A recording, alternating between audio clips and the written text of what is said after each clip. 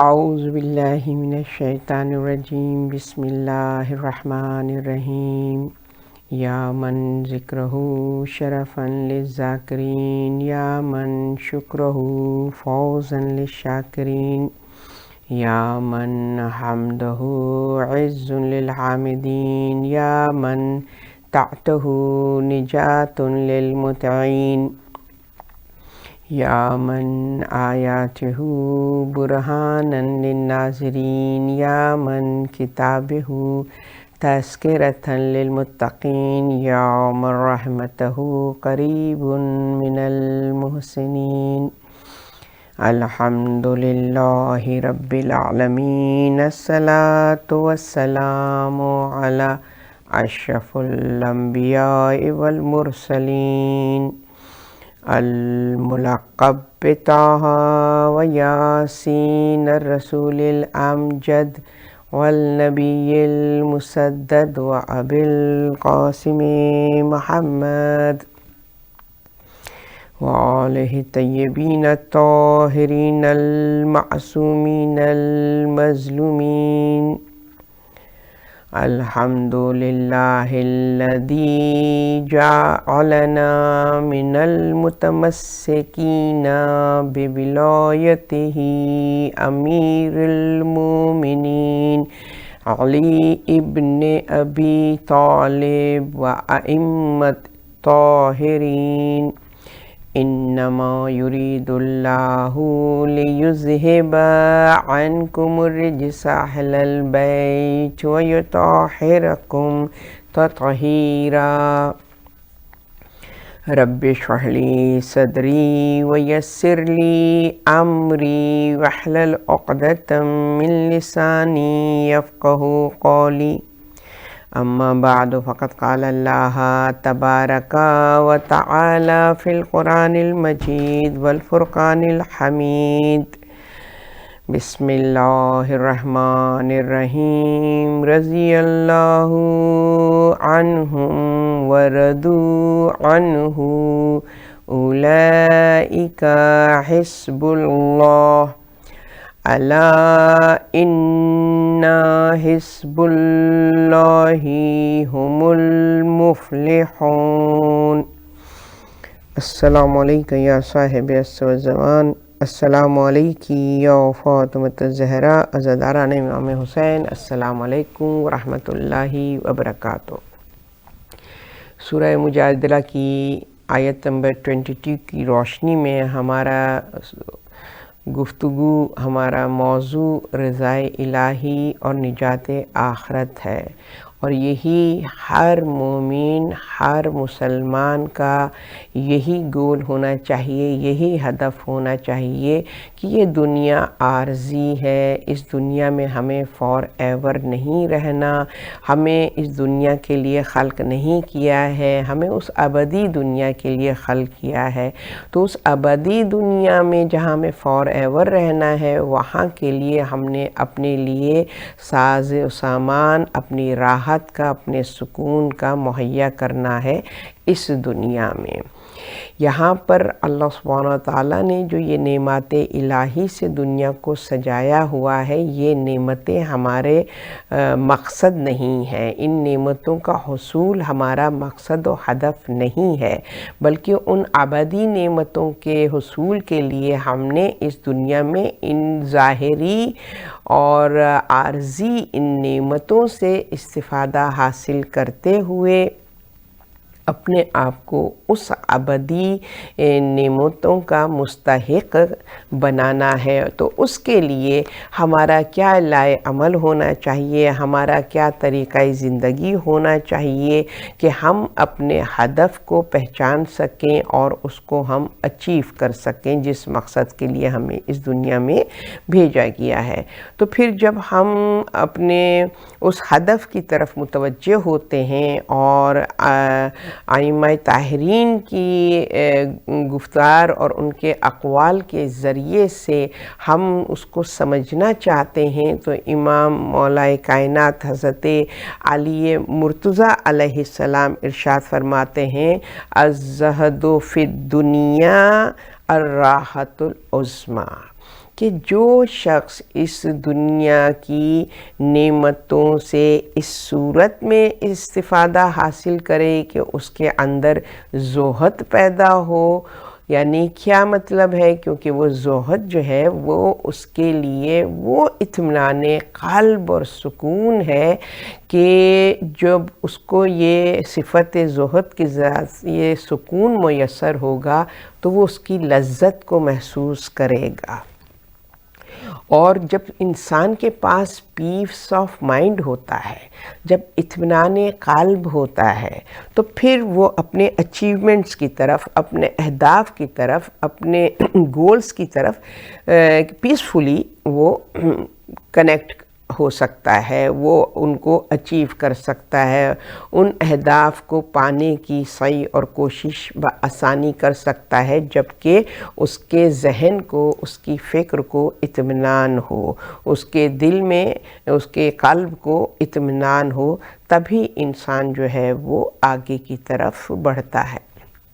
تو اس کے لیے ضروری ہے کہ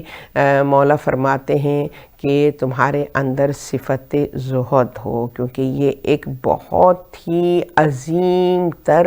نعمت الہی ہے جو تمہاری زندگی میں اطمینان، کنٹینٹمنٹ اور مطمئن کرتی ہے، اور تمہارے لیے پیس اور سکون اور راحت کا ذریعہ۔ اور انسان دیکھیں نا کہ ہم اپنے ڈے ٹو ڈے لائف میں بھی اگر ہم دیکھیں تو اگر ہمارا ذہن انتشار میں ہے اور ہمارا دماغ جو ہے پریشان ہے، تو ہم جو بھی کام کرتے ہیں اس میں ہم سکسیسفل نہیں ہوتے ہیں نا، اس میں ہم کامیاب نہیں ہوتے ہیں، اور جس کا سبب یہ ہوتا ہے کہ ہمارے مائنڈ کی ڈسٹریکشن، کہ جو اضطراب ہے وہ ہمیں فوکس کرنے میں ہمارے جو ہے وہ رکاوٹ ڈال رہا ہے، تو جس کی سبب سے انسان جو بھی وہ کام کرنا چاہتا ہے اس میں کامیاب نہیں ہوتا ہے۔ تو پیس آف مائنڈ بہت امپورٹنٹ ہے۔ انسان کی زندگی میں سکون جو ہے وہ بہت زیادہ ضروری ایلیمنٹ ہے اگر انسان اپنے آپ کو، اپنے اہداف کو اچیو کرنا چاہتا ہے، حاصل کرنا چاہتا ہے، اس میں کامیابی حاصل کرنا چاہتا ہے۔ تو ہم دیکھتے ہیں کہ ہمارے لیے اب یہی والی بات ہے کہ اطمینان اور اطمینان قلب اور ذہنی سکون ہمارے حساب سے ہم اس کو ہمارے لیے وہ سکون کن چیزوں میں ہے؟ آیا جن چیزوں میں ہم سمجھتے ہیں کہ یہ ہمارے لیے اس میں سکون ہے، آیا واقعتاً حقیقتاً اس کے اندر ہمارے لیے سکون ہے کہ نہیں ہے؟ تو ہم جب اب یہ آپ دنیا کو دیکھیے کہ کتنا زیادہ ذہنی بیماریوں کا شکار ہو رہے ہیں ہم لوگ، ہماری سوسائٹی میں آپ دیکھیے کہ اتنا اضطراب ہے، بے چینی ہے، جس کے سبب اتنی فرسٹریشن ہے، کیونکہ یہاں پر پیس نہیں ہے، یہاں پر پیس نہیں ہے، جس کی وجہ سے آپ سڑک پہ نکلتے ہیں تو آپ دیکھیے جیسے لوگ ڈرائیو کرتے ہیں، ایک دوڑ ہے، ایک بے چینی ہے، ایک اضطراب نظر آتا ہے۔ آپ لوگوں کے بیہیویئر کو دیکھیے کہ ان کے اندر پیشنس نہیں ہے، اتنا جلدی غصہ آ جاتا ہے، اتنی جلدی ہائپر ہو جاتے ہیں۔ اس کا ریزن اور وجہ کیا ہے؟ وہی ذہنی اور دلی سکون چونکہ نہیں ہے، اس لیے ان کا اس طریقے سے بیہیویئر ہم کو نظر آتا ہے ہماری سوسائٹی میں۔ تو وجہ کیا ہے؟ وجہ یہ ہے کہ ہم جو ہیں وہ ان چیزوں میں سکون تلاش کر رہے ہیں کہ جہاں پر ہمیں دھوکہ ہے، فریب ہے، مگر سکون نہیں ہے۔ فار ایگزامپل کہ انسان جو ہے وہ میوزک میں پیس محسوس کرتا ہے، میوزک میں سکون محسوس کرتا ہے، میوزک کو پسند کرتا ہے، اور پھر کیا ہوتا ہے کہ وہ میوزک کیا اس کو پیس آف مائنڈ مل جاتا ہے؟ کیا اس کے اندر وہ اطمینان آ جاتا ہے کہ وہ میوزک اس کے اطمینان کا ذریعہ بنا اور وہ بہت ہی کاملی اپنے اہداف کو اچیو کر رہا ہے؟ نہیں، ہرگز نہیں۔ یہ ایک وقتی کہنا چاہیے کہ ڈسٹریکشن ہے، اس میں لذت نہیں ہے، یہ وقتی ڈسٹریکشن ہے جو ہم کو ہماری پریشانیوں سے تھوڑا سا ڈسٹریکٹ کر دیتی ہے۔ اطمینان کا سبب یہ چیز نہیں بنتی ہے۔ پھر آپ دیکھیے کہ آج کے زمانے میں ہماری جو سوسائٹی ہے، ہمارا جو معاشرہ ہے، وہ کس طریقے سے برائی میں دھستا چلا جا رہا ہے، صرف کس لیے؟ اطمینان قلب کے لیے، سکون حاصل کرنے کے لیے برائی میں دھستا چلا جا رہا ہے، اور وہ اپنے اس پریشانیوں میں یہ دنیاوی معاملات جو اس کے لیے فائنینشلی اور ہر طریقے سے جو اس کے لیے ہارڈشپ آج کی سوسائٹی میں اور آج کے معاشرے میں تھینکس ٹو بے انصافی کی وجہ سے کہ عدل و انصاف نہیں ہے، حکمران جو ہیں وہ عدل و انصاف کے ساتھ حکومت نہیں کر رہے، کہ جس کی وجہ سے ایک عام انسان جو ہے وہ بہت زیادہ محرومی اور پریشانی کا شکار ہو رہا ہے، اس کے لیے سروائیول مشکل ہو گیا ہے اس دنیا میں، بالکل بیسک لائف گزارنا بھی اس کے لیے مشکل ہو گیا ہے۔ تو اب وہ ظاہر ہے کہ اس کے ذہن کو اضطراب ہے، پریشانی ہے، تو اب وہ اس اضطراب کو اپنے کہتا ہے یہی میرے اختیار میں ہے کہ میں اس کو کنٹرول کروں، تو اس میں اس کا بھی جو فکر ہے سکون اور اطمینان پانے کا جو طریقہ کار ہے وہ وہی ہے کہ ڈسٹریکشن، حتمی سکون کے لیے انسان صحیح اور کوشش نہیں کرے، ڈسٹریکٹ کر لو اپنے آپ کو، اپنے ذہن کو تھوڑی دیر کے لیے غافل کر لو۔ غفلت میں لوگ سکون محسوس کر رہے ہیں آج کل، مگر وہ غفلت کتنی دیر کی ہے، اور غفلت کس چیز کے ذریعے سے وہ غافل ہوتے ہیں، اپنے آپ کو پریشانیوں سے دور رکھتے ہیں؟ شراب کے ذریعے سے۔ جب تک نشے کی حالت میں ہیں وہ غافل ہیں، غفلت میں ہیں، ان کو دنیا اور مافیا کا کچھ پتہ نہیں ہے، حد ہے کہ اپنا بھی احساس ان کو نہیں ہے کہ وہ انسان ہے بھی کہ نہیں ہے۔ جو ان کا شراب کے بعد کی جو ان کی کیفیت ہے کہ عقل بالکل معاف ہو جاتی ہے، اور یہ عقل کے جس کی وجہ سے انسان کو اللہ سبحانہ و تعالیٰ نے تمام مخلوق پر فضیلت عطا کی ہے، یعنی کہ حیوان جو ہے اس کو اللہ نے عقل نہیں دی ہے، اس میں ہوا اور حوث ہے، اور انسان کے اندر اللہ سبحانہ و تعالیٰ نے عقل دی ہے ہوا و حوث کے ساتھ، جو تمیز کرتی ہے حیوان اور انسان کے اندر۔ مگر انسان جب اپنے لیے یہ ظاہری سکون تلاش کرتا ہے شراب کی صورت میں، تو اس کی عقل تو معاف ہو جاتی ہے، اور وہ مثل حیوان کے ہو جاتا ہے، کیونکہ اب عقل نہیں ہے، اب صرف ہوا اور حوث ہے، اور وہ بھی کیفیت جو ہے وہ غفلت کی بہت دیر تک نہیں رہتی ہے۔ جب شراب کا نشہ اترتا ہے تو وہ اور مزید کہنا چاہیے کہ ڈپریشن میں مزید زیادہ اور بے چینی اور اضطراب و بے قراری میں۔ اسی طریقے سے ڈرگز آج کل جتنی عام ہے اس میں بھی یہی ہے کہ بس دنیا سے اپنے آپ کو غافل کرنا۔ اب ایک ہی طریقہ انسان نے اختیار کر لیا ہے کہ دنیا سے پریشانیوں سے اپنے آپ کو نجات دلانے کا طریقہ کیا ہے کہ ڈرگز لے لو، اور اس میں یہ ہوتا ہے کہ پھر آدمی دنیا و مافیا سے بے خبر ہو جاتا ہے۔ وہ یہ سمجھتا ہے کہ وہ سکون کی حالت میں، اس میں تو احساس ہی نہیں ہے کہ سکون اور اطمینان ہوتا کیا ہے، تو وہ نشے کی حالت میں ہے، غفلت کی حالت میں ہے۔ مگر جب اس کا وہ نشہ، ڈرگز کا نشہ جب اترتا ہے تو کتنی اذیت اور بے چینی اس کے وجود میں ہوتی ہے۔ ظاہر ہے کہ ہم جب سوشل میڈیا پہ اس قسم کی ویڈیوز دیکھتے ہیں تو ہمیں اندازہ ہوتا ہے کہ یہ کتنی بڑی لعنت ہے اس صورت میں، اور کہ انسان اس طریقے سے ان چیزوں سے اپنا سکون تلاش کر رہا ہے، جبکہ سکون ان چیزوں میں نہیں ہے۔ یہ آپ کو غافل کرتے ہیں، مگر اطمینان قلب کے ذریعہ نہیں ہیں یہ چیزیں، کہ جو ہم دنیاوی چیزوں کو ہم اپنے لیے سکون اور راحت کا ذریعہ بناتے ہیں۔ تو اسی طریقے سے دنیا کی آسائشیں اور اس کی جو کہنا چاہیے کہ دنیاوی کمفرٹ، مال و دولت کے ذریعے سے، عیش و عشرت کے ذریعے سے، یہ تمام چیزیں بھی جو ہیں وہ ہمارے لیے سکون کا باعث نہیں ہوتی ہیں۔ آپ دیکھیں جو صاحب ثروت لوگ ہیں کہ جن کے پاس دنیاوی اعتبار سے سب کچھ موجود ہے، اگر ان سے سوال کیے کہ ان کے اندر کنٹینٹمنٹ ہے، ان کے اندر سکون اور اطمینان ہے، پیس ہے ان کے اندر، تو کہیں گے نہیں، ہم کو بھی جو ہے وہ سلیپنگ پلز لینی پڑتی ہیں، ہم بھی اپنا ٹریٹمنٹ اس سائیکائٹرسٹ کے پاس ہم جاتے ہیں، اور اس کے پاس ہم جاتے ہیں اور اپنی ذہنی اضطراب کو کوئی جو علاج ہے وہ ہم ان چیزوں میں ان سے ہم اپنی ٹریٹمنٹ کرواتے ہیں۔ وہ بھی ظاہر ہے کہ وہ بھی ایک جب مرض شدید سے ہو جائے تو مطلب کہتے ہیں نا کہ دعا کے ساتھ دوا کی بھی ضرورت ہے، مگر صرف انسان جو ہے وہ جب تک اس کی روٹس کی طرف، روٹ کاز جو ہے اس کی بے چینی اور بے قراری کا، اس تک نہیں پہنچے گا تو یہ اوپر کا ٹریٹمنٹ کے اوپر سے مرہم پٹی کر دی ہے اور اندر جو زخم ہے اس کو نہیں نکالا گیا ہے کہ اس کو اصل سے جڑ سے نکالا جائے، بس اوپر سے اس کے مرہم پٹی کر دیے تو وہ مرض ہمیشہ انسان کے اندر رہے گا، وہ ٹیمپریری اس کو سکون ملے گا، مگر وہ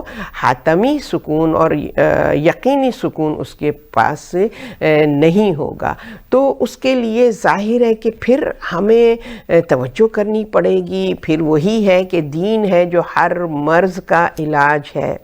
نا، ہر مرض کا علاج دین الہی ہے، اور اس کے معالج جو ہیں اور اس کے جو طبیب ہیں کہ وہ ظاہر ہے کہ رسول اور آل رسول ہیں، کہ جو کہ ہمیں وہ میڈیسن دیتے ہیں، وہ طریقہ کار بتاتے ہیں کہ کس طریقے سے انسان اپنے جسمانی امراض یا اس کے روحانی امراض ہوں، اس کا ٹریٹمنٹ کتاب اللہ میں ہے، اور رسول خدا صلی اللہ علیہ وسلم اور ائمہ طاہرین کے ان اقوال میں ہم کو وہ ٹریٹمنٹ نظر آتا ہے کہ جس سے ہمیں حتمی یقینی فار ایور ہمیں پیس، ہمارے دل اور دماغ کو سکون حاصل ہو جائے۔ تو اس کے لیے جب ہم ان سے رجوع کرتے ہیں تو مولا کیا فرماتے ہیں کہ زہد کے اندر راحت ہے۔ زہد کیا ہے؟ زہد کی ڈیفینیشن کیا ہے؟ زہد کس کو کہتے ہیں؟ کیا زہد یہ ہے کہ انسان جو ہے وہ کہنا چاہیے کہ اس کے پاس سہولیات ہوں اور ایک نعمات الہی اس کے پاس ہوں اور وہ اس سے منہ موڑ لے، وہ اس کا استعمال نہ کرے، غربت کی اور درویشی زندگی کو وہ جو ہے وہ گزارے؟ نہیں، اسلام رہبانیت کا قائل نہیں ہے۔ اسلام کہتا ہے کہ دنیا اللہ نے سجائی، اس لیے اے انسان تو اس دنیا کی نعمتوں سے استفادہ حاصل کر کے اپنے اصل ہدف کو اچیو کرنے کے لیے ان کو ذریعہ بنا، ان میں سکون تلاش مت کر، سکون تو اس ہدف تک پہنچنے اور اس کو حاصل کرنے میں ہے۔ یہ ذریعہ ہیں، یہ ذرائع ہیں، یہ دنیاوی نعمات جو ہیں یہ ذرائع ہیں تجھے اس سکون کی طرف لے جانے کے لیے، مگر ہم انسان جو ذریعہ ہے اسی کو ہم جو ہیں وہ اپنے لیے مقصد بنا دیتے ہیں۔ جو مقصد کو اچیو کرنے کا ذرائع ہیں، سورسز ہیں، ان کو ہم اپنا مقصد بنا دیتے ہیں اور اتنا زیادہ اس میں انوالو ہو جاتے ہیں، اتنا زیادہ ہم اس میں اس کے اسیر اور غلام ہو جاتے ہیں کہ پھر ہمارے لیے ہماری جو قوت پرواز ہے، جو ہمارا ہدف ہے، اس کو حاصل کرنے کے لیے یہ چیزیں جو ہیں وہ رکاوٹ پیدا ہوتی ہیں۔ جیسے کہ علامہ اقبال فرماتے ہیں نا، اے طائر لاہوتی اس رزق سے موت اچھی جس رزق سے ہوتی ہو پرواز میں کوتاہی۔ تو ہم تو ہیں اپنی پرواز میں کوتاہی کرتے ہیں، اتنا زیادہ دنیا کے ساتھ ہم اٹیچ ہو جاتے ہیں کہ ہماری جو پرواز ہے اس میں رکاوٹ بن جاتی ہے۔ اور کیا کہا انہوں نے کہ تو طائر لاہوتی ہے، تیری پرواز، تیری بلندی، تیرا عرفان اپنے آپ کو اس رب تک پہنچانا ہے، اس کے قرب میں لے کے، اس کے جوار میں، اس کے حضور میں تجھے اپنے آپ کو پہنچانا ہے، اور تو اپنے اس رفتار کو جو ہے وہ تو ان چیزوں میں اپنی اس رفتار کو کم کر دیتا ہے، ختم کر دیتا ہے دنیاوی چیزیں جو رکاوٹ بن جاتی ہیں، زنجیر بن جاتی ہیں، کہ جو انسان کو ہلاکت کی طرف لے جاتی ہیں بجائے اس کے کہ نجات کی طرف لے کر جائیں۔ یعنی کیا ہے کہ انسان اس دنیا کی نعمتوں سے استفادہ حاصل کرے مگر اس کا غلام نہ ہو جائے، اس پہ ڈیپینڈنٹ نہ ہو، اس کے اوپر جو ہے اس کے بغیر اس کی زندگی مشکل ہو جائے، اس کے اندر بے چینی اور بے قراری پیدا ہو جائے اگر وہ چیزیں اس کے پاس نہ ہوں۔ بے شک یہ نعمات الہی اللہ نے ہمارے لیے خلق کی ہیں، مگر ہم نے ان کا اسیر نہیں ہونا ہے، یہ ہماری غلام ہیں، یہ ہماری اسیر ہیں، ان کو ہمارے لیے مسخر کیا گیا ہے، لہٰذا ہم نے ان کا غلام نہیں بننا ہے، بلکہ جو اللہ سبحانہ و تعالیٰ نے اگر ہمیں یہ آرام اور سکون کی زندگی دی ہوئی ہے۔ ایک واقعہ آپ کے ساتھ شیئر کرتی ہوں ملا احمد ناراقی کا، کہ جو کہ عالم دین ہے مگر ان کا لائف اسٹائل بہت لگزریس، بہت ان کے پاس خاندانی دولت ہے، جائیداد ہے، زمینیں، پراپرٹیز ہیں، اور ہر طرح کا مطلب جسے کہتے ہیں نا کہ لیوش لائف وہ گزار رہے ہیں۔ تو ان کے پاس ایک ملنگ آتا ہے، ایک درویش ٹائپ کا انسان آتا ہے، اور وہ ان کو کہتا ہے کہ آپ عالم ہیں، ملا ہیں، اور دین کو مجھ سے زیادہ جانتے ہیں، اور آپ جو ہیں اس طرح کا لائف اسٹائل گزار رہے ہیں جو آپ کو سوٹ نہیں کرتا آپ کے اسٹیٹس کے مطابق، ہے نا۔ تو وہ احمد ناراقی کہتے ہیں تو اچھا تم مجھ سے کیا چاہتا ہے؟ اس نے کہا کہ کیوں نہ ہم ایسا کریں کہ ہم یہاں سے جاتے ہیں اور نجف کی طرف، اور مولا علی کے حرم کی مجاوری کرتے ہیں، اور وہاں پر زائرین آئیں گے، ان کی خدمت کریں گے، اور بس دنیا چھوڑ کے ہم اس چیز میں لگ جائیں گے، اور بس وہاں پر اللہ سبحانہ و تعالیٰ کا جو ہے وہ ذکر اور عبادت میں اپنے آپ کو مصروف رکھیں گے۔ احمد ناراقی نے کہا ٹھیک ہے چلو چلتے ہیں۔ اس کے ساتھ فوراً جیسے اس نے یہ کہا اس کے ساتھ آپ نے سفر کا ارادہ کر لیا۔ اب سفر پہ چلے ہیں نجف کی طرف۔ اب ظاہر ہے ان کے علاقے سے نجف کافی کئی مائلز دور ہے۔ اب راستے میں ذرا تھکن کا احساس ہوا تو احمد ناراقی نے اس درویش سے کہا کہ کیوں نہ ہم تھوڑی دیر آرام کر لیں، ریسٹ کر لیں، اور پھر یہاں پہ کچھ کھانا پینا کھاتے ہیں، اور پھر اس کے بعد اپنے جرنی کو، اپنے سفر کو کنٹینیو کرتے ہیں۔ درویش مان گیا، دونوں نے ایک مقام پر قیام کیا اور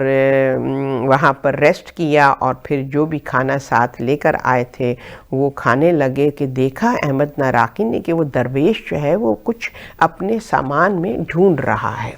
تو احمد ناراقی نے پوچھا کہ کیا بات ہے، تمہارے چہرے پہ اتنی پریشانی ہے، کون سی تم قیمتی شے جو ہے وہ تمہاری کھو گئی ہے جو اس طریقے سے تمہارے اندر اضطراب اور بے چینی کی کیفیت ہے؟ تو کہنے لگا درویش کہ اوہو میں اپنا کشکول بھول آیا ہوں، آپ کے گھر پہ میں اپنا کشکول بھول آیا ہوں۔ تو احمد ناراقی نے کہا کہ کوئی بات نہیں، ابھی جیسے بھی گزارا کر لو، اور اس کے بعد ہم جب نجف پہنچ جائیں گے تو ہم نیا کشکول خرید دیں گے، اور پھر تم اس کے ساتھ جو بھی تمہارا اس میں استعمال ہے، جس طریقے سے اس کو استعمال کرتے ہو تو وہ پھر تم وہاں پہ خرید دیں گے۔ اس نے کہا نہیں بھائی یہ تو ممکن نہیں ہے، مجھے تو اس کی عادت ہے، میں تو اس کے بغیر رہ ہی نہیں سکتا ہوں، اور مجھے تو وہ ہر حالت میں ہر صورت میں چاہیے۔ تو احمد ناراقی نے کہا بھئی اب کیا کریں، اب تو ہم اس مقام پہ ہیں، کہیں ہم جو ہیں وہ کوئی مطلب کہ کوئی طریقہ کار نہیں ہے، کیسے؟ تو اس نے کہا نہیں واپس چلیں بھئی، واپس جانا ہے مجھے، اور مجھے تو اپنا وہی کشکول چاہیے جس کی مجھے عادت ہے۔ احمد ناراقی نے کہا اچھا ٹھیک ہے۔ اتنا لمبا سفر طے کر چکے تھے، پھر واپس دوبارہ وہ اپنے شہر میں واپس آئے۔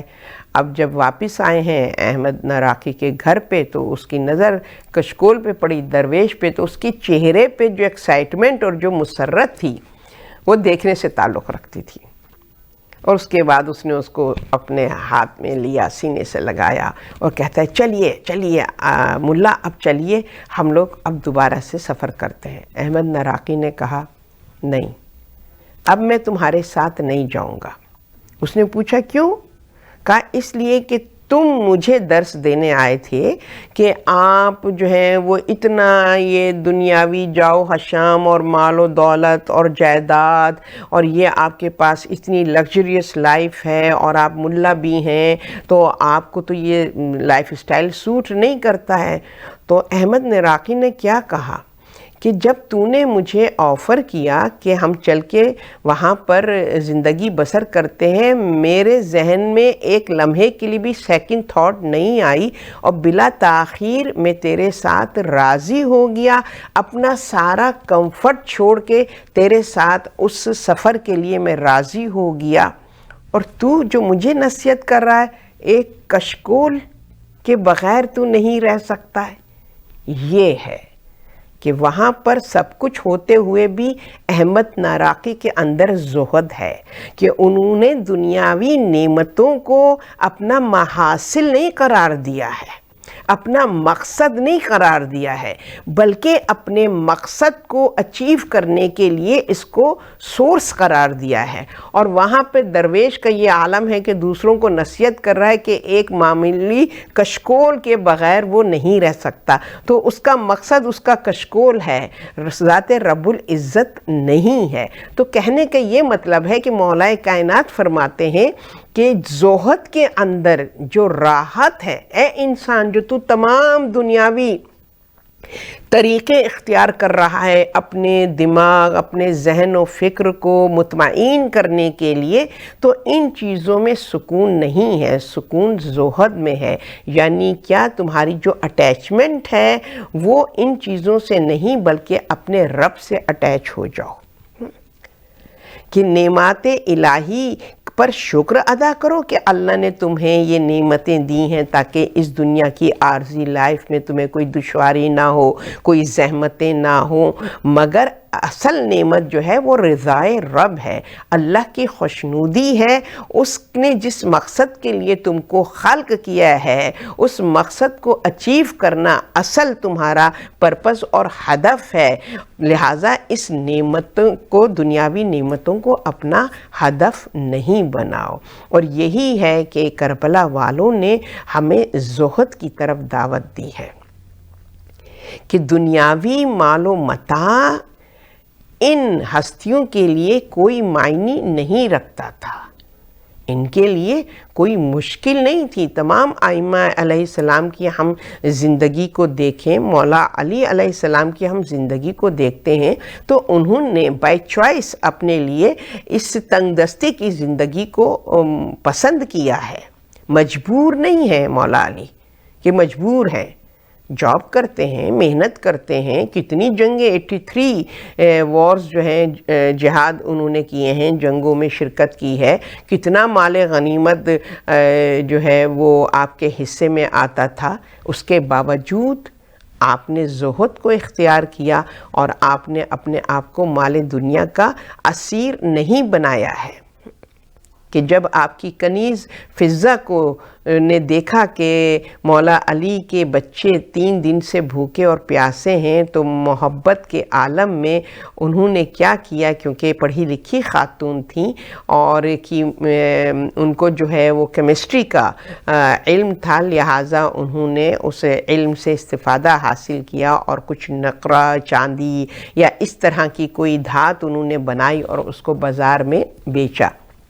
اور اس کو بیچ کر آپ جو ہے وہ رقم لے کر آئیں اور مولا علی سے فرمایا کہ یہ میں لے کر آئی ہوں اور میری محنت کا ہے، اور آپ جو ہے اس سے کھانے کا انتظام کر لیں کیونکہ مجھ سے دیکھا نہیں جا رہا، آپ کے گھر کی یہ فاقہ مجھ سے برداشت نہیں ہو رہا کہ حسن و حسین، زینب و ام کلثوم جو ہیں وہ اتنی غربت کی زندگی بسر کریں، آپ مولا کائنات ہیں۔ تو مولا علی نے فرمایا اے فضہ میرے ساتھ صحن خانہ میں آؤ،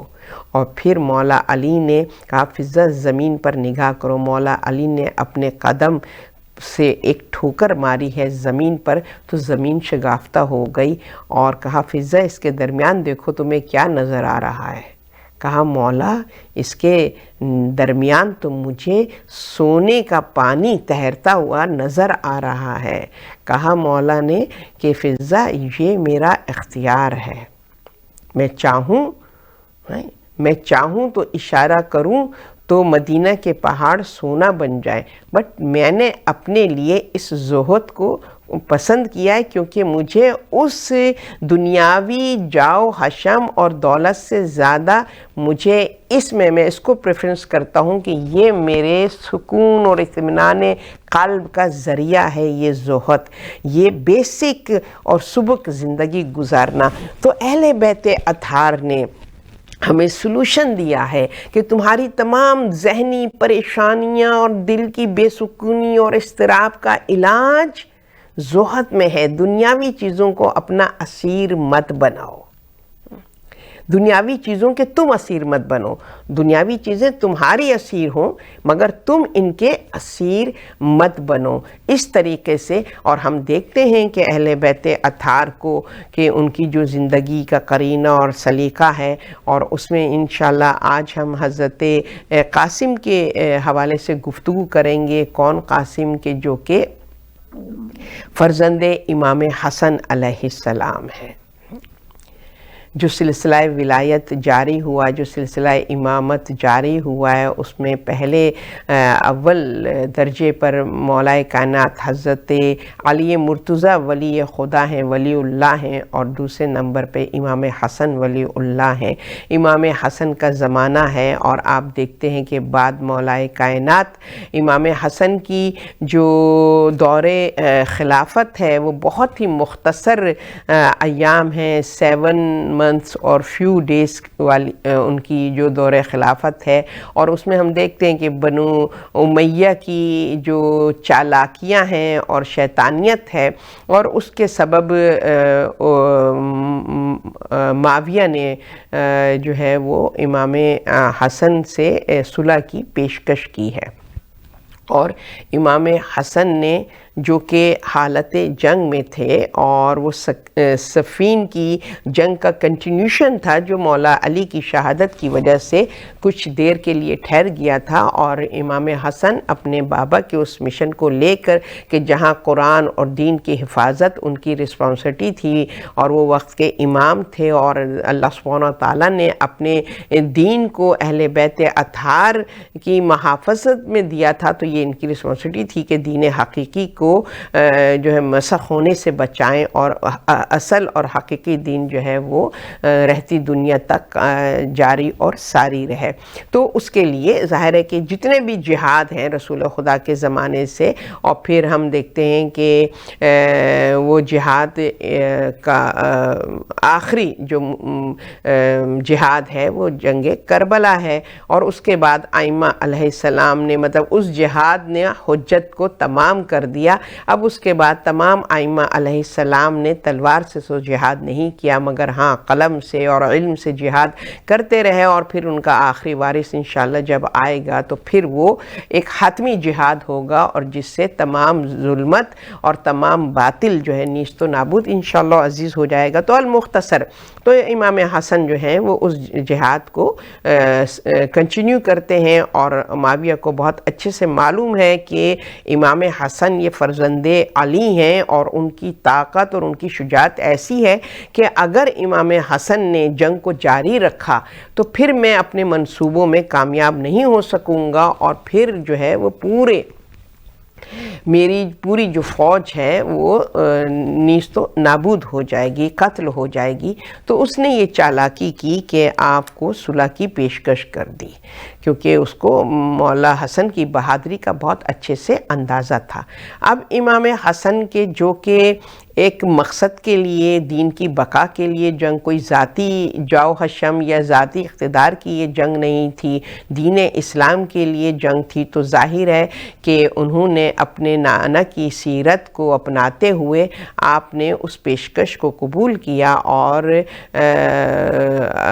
معاویہ سے صلح کی، اور اس طریقے سے کہ معاویہ نے جو صلح کی پیشکش کی ہے وہ ان کو جو ہے کلین پیپر، ان کو ایک پیپر ان کے آگے پیش کیا گیا ہے کہ آپ اپنی ٹرم اور کنڈیشن اس کے اندر تحریر کر دیں۔ اب اگر امام حسن یہ صلح نہ کرتے تو مسلمان یہی کہتے کہ امام حسن دیکھو معاویہ تو صلح چاہتا تھا، وہ تو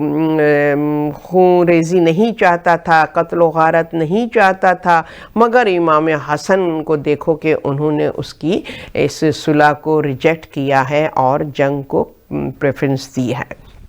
تو امام حسن نے ایسی جہاد اور ایسا جنگ کیا کہ تلوار تو نیام میں رکھی مگر قلم کی تلوار چلائی ہے، ایسا کہ رہتی دنیا تک ایکسپوز کر دیا، جو بھی حق والوں کے سامنے آیا ہے ان کو ایکسپوز کر دیا، ایک معیار بتا دیا کہ کیا ہے جو ان کی کنڈیشنز ہیں، جو ان کی شرائط ہیں۔ یہ اور بات ہے کہ اس نے فوراً ہی جیسے ہی شرائط امام نے وہ صلح نامہ لکھا ہے اور معاویہ کے طرف بھجوایا ہے تو اس نے منٹ نہیں لگایا، اس نے شرائط کو پڑھی، ہنسا اور اس کے بعد ان کو پھاڑ دیا، کیونکہ یہ اس کی ایک چال تھی کہ جو شیطانی سازشیں ہوتی ہیں وہ ظاہر ہے یہ وہی نسل ہے اور اسی کا اتباع کرتی ہے، یہ رسول کی پیروی اور ان کی سنت پر تو عمل نہیں کرتی، اسلام کو تو لباس پہنا ہوا ہے اور اسلام کا اقتدار، کیونکہ اسلام پوری فلیرش کر رہا تھا تو اس کی مسند اور خلافت چاہیے تھی، اقتدار چاہیے تھا، بس اسلام کا انٹرسٹ صرف اتنا ہی تھا کہ مجھے اقتدار چاہیے۔ تو اس نے ان شرائط کو، تو وہ جو شرائط ہیں اور اس میں پہلی شرط جو ہے وہ چونکہ وقت کی کمی ہے لہٰذا میں صرف اس کی پہلی شرط جو ہے وہ آپ لوگوں کے ساتھ شیئر کروں گی۔ امام نے فرمایا قلم کی جو تلوار چلائی ہے ذوالفقار حیدری بن کر، آپ کا قلم اس طرح چلا ہے کہ آج کے بعد احکام خدا اور سنت رسول پر عمل کرو گے۔ معاویہ کو ایڈریس کیا، آج کے بعد احکام خدا اور سنت رسول پر عمل کرو گے۔ یہ سینٹنس کہ جس نے معاویہ کے اور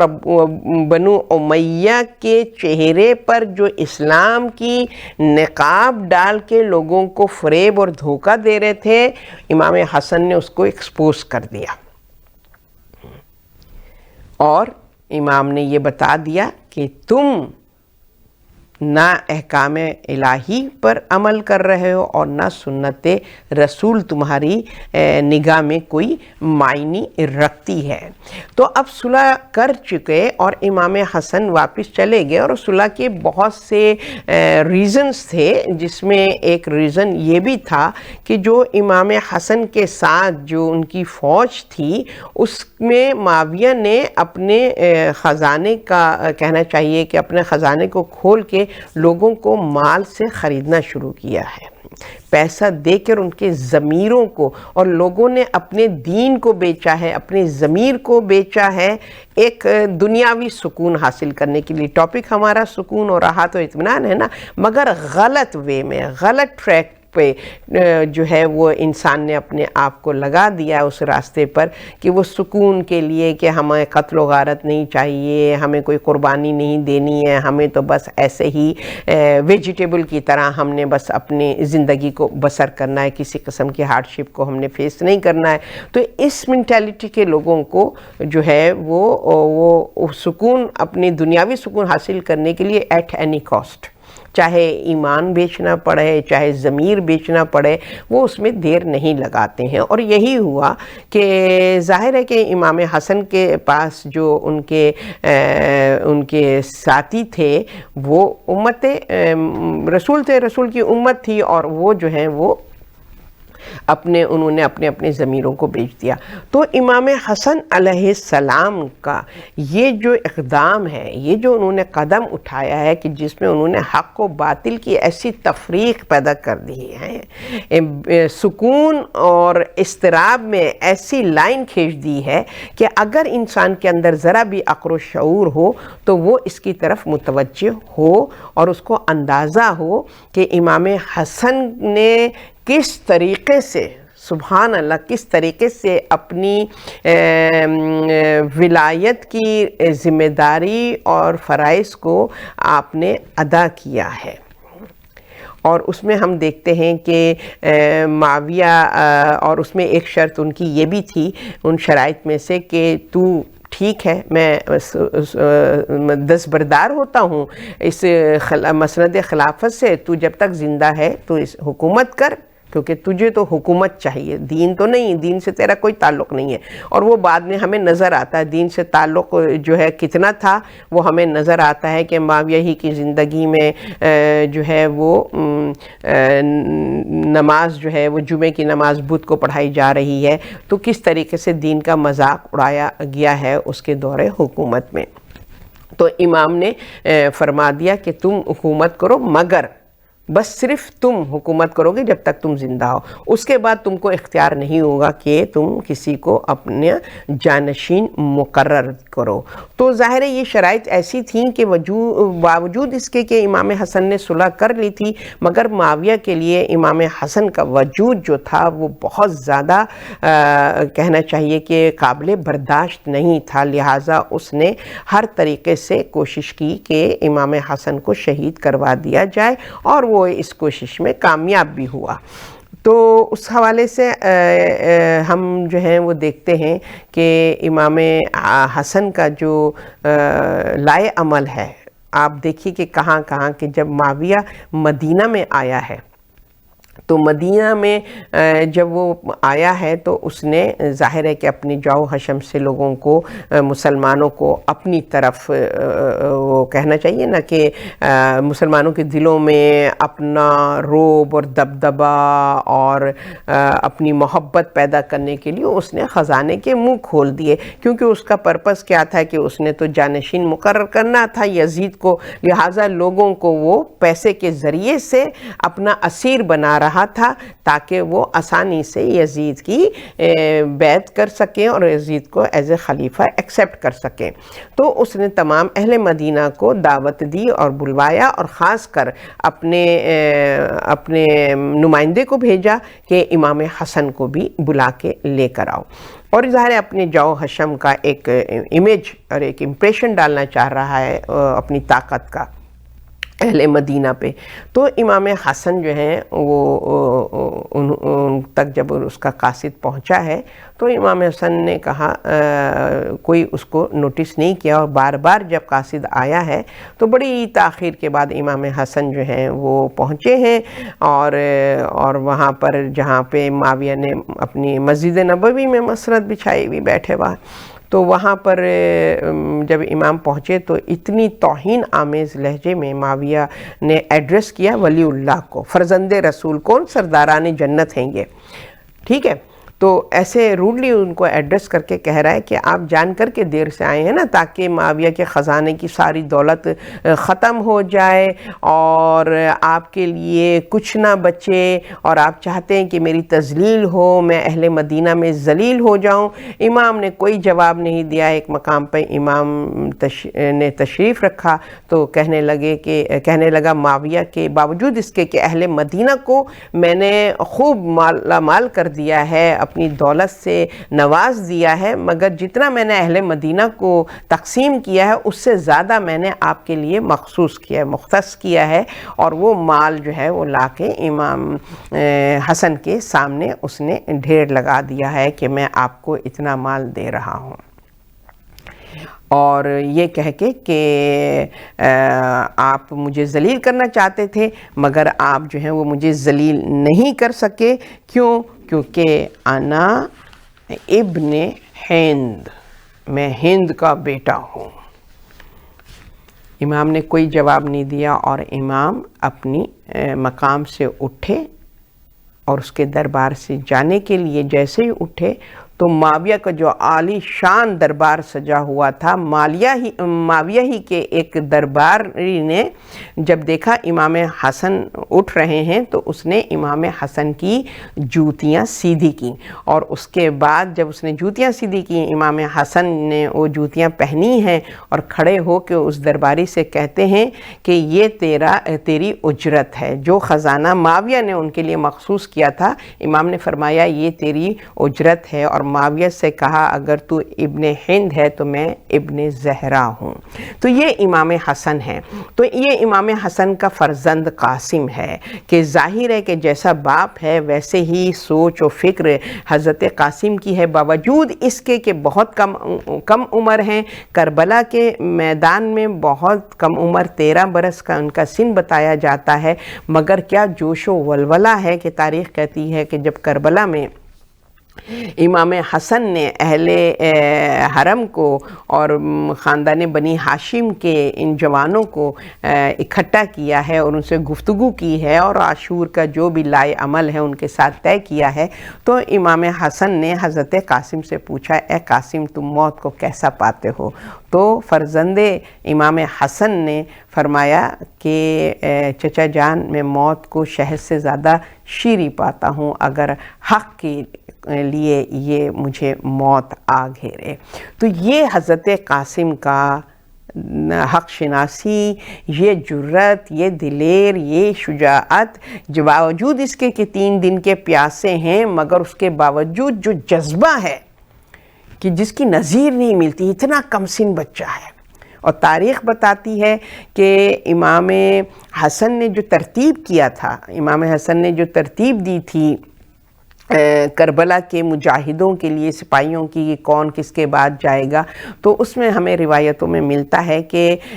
امام حسن جو ہیں وہ ایک آخری شہید جو کہ حضرت علی اصغر، امام حسین کی شہادت سے پہلے حضرت علی اصغر کی شہادت ہے اور اس سے پہلے حضرت قاسم کی شہادت ہے، یعنی تمام انہوں نے، حضرت عباس بھی شہید ہو گئے، حضرت علی اکبر بھی شہید ہو گئے، مگر قاسم کی شہادت جو ہے وہ حضرت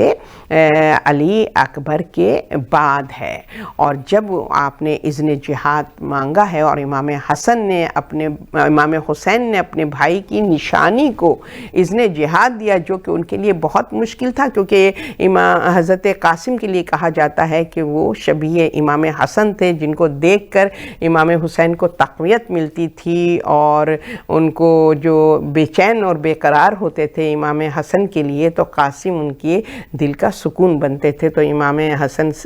حسین سے جب قاسم نے اذن جہاد مانگا تو امام حسین نے اذن جہاد دیا، اور یہ 13 برس کا بچہ امام حسین نے خود بنفس نفیس حضرت قاسم کو گھوڑے پہ سوار کیا اور رن کی طرف بھیجا ہے۔ اور حضرت قاسم نے پیاس کے باوجود کیا جنگ کی ہے کہ جس کی نظیر نہیں ملتی ہے۔ ایک ہی خاندان کے 4 بیٹوں کو، ان کے سارے رشتہ داروں کو، ان کے سب کو قتل کر دیا، اور اس کے بعد جو اس خاندان کا سربراہ تھا، غالباً اگر میرے ذہن میں اس کا نام ہے ارزق نامی ایک شامی ہے، جو کہ بہت ہی دلیر اور بہادر، اور اس کا پورا خاندان بہادری میں مشہور تھا، حضرت قاسم نے سب کو تہہ تیغ کر دیا۔ اور جب وہ مقابلے پر آیا ہے تو امام حسین جو کہ اپنے بھتیجے کی جنگ دیکھ رہے ہیں، جب وہ شامی اس کے مقابلے پر آئے، جو کہ بہت ہی قوی ہیکل ہے، بہت زیادہ طاقتور ہے اور جسمانی اعتبار سے بھی بہت ہی قد و قامت رکھنے والا ہے، اور کہاں 13 برس کے قاسم، تو امام حسین نے ام فروہ کو بلایا اور کہا مسلح بچھائیے اور بارگاہ رب العزت میں دعا کیجئے کہ معبود برحق قاسم کو اللہ سرخرو کرے اور اس ملعون کے ہاتھوں میرا قاسم شہید نہ ہو۔ ام فروہ نے حکم امام کو بجا لایا اور مسلح بچھا کر دعا کرنے لگیں، اور پھر اس کے بعد تاریخ نے کیا دیکھا کہ وہ 13 برس کا بچہ، وہ قوی ہیکل دشمن اس کے روبرو ہے، تو حضرت قاسم نے اپنے آپ کو اپنے گھوڑے پر کھڑا کر لیا اور چلتے ہوئے گھوڑے کو اس پر اپنے آپ کو کھڑا کیا اور اتنی زور کا وار کیا ہے کہ اس شامی کو تہ تیغ کر دیا ہے۔ اور پھر امام حسین کے چہرے پر جو خوشی و مسرت کے آثار نمایاں ہوئے ہیں، جس سے فروہ کو سکون ملا اور انہوں نے سجدہ شکر کیا ہے۔ مگر ظاہر ہے کہ جب وار کیا ہے اور گھوڑے پہ کھڑے ہو گئے، رکاب سے پاؤں ہٹ گئے، تو نیچرلی جب ہلچل مچی ہے تو اس میں امام حسن کا فرزند قاسم گھوڑے پر سنبھل نہ سکا اور گھوڑے سے زمین پر آیا، اور گھوڑے کی جو کہنا چاہیے کہ اس کی رکاب میں آپ کا پاؤں اٹک گیا، اور جو گھوڑا وہاں پر امام حضرت قاسم کا جو فوج میں ہلچل مچی تو اس میں کبھی ادھر کبھی ادھر، اور امام حضرت قاسم کے اوپر دشمنوں نے جو مل کر حملہ کیا ہے تو جسد مبارک کو ٹکڑے ٹکڑے کر دیا۔ جب امام حسین کی نگاہ پڑی کہ قاسم کے گھوڑے پر قاسم نظر نہیں آ رہے تو آپ وہاں سے مقتل کی طرف روانہ ہوئے۔ جیسے ہی علی کے شیر کو آتے دیکھا، فوج دور ہٹ گئی۔ اب امام حسین نے کیا دیکھا؟ عرض کربلا پہ قاسم کی جسد مبارک کے ٹکڑے بکھرے ہوئے ہیں، امام نے اپنی عبا بچھائی ہے، اس میں حضرت قاسم کے جسم کے ٹکڑے سمیٹے اور ایک گٹھری لے کر اس طریقے سے یہ تابوت جو ہے خیام حسینی میں آیا ہے، اور امام نے فرمایا ہے اے زینب،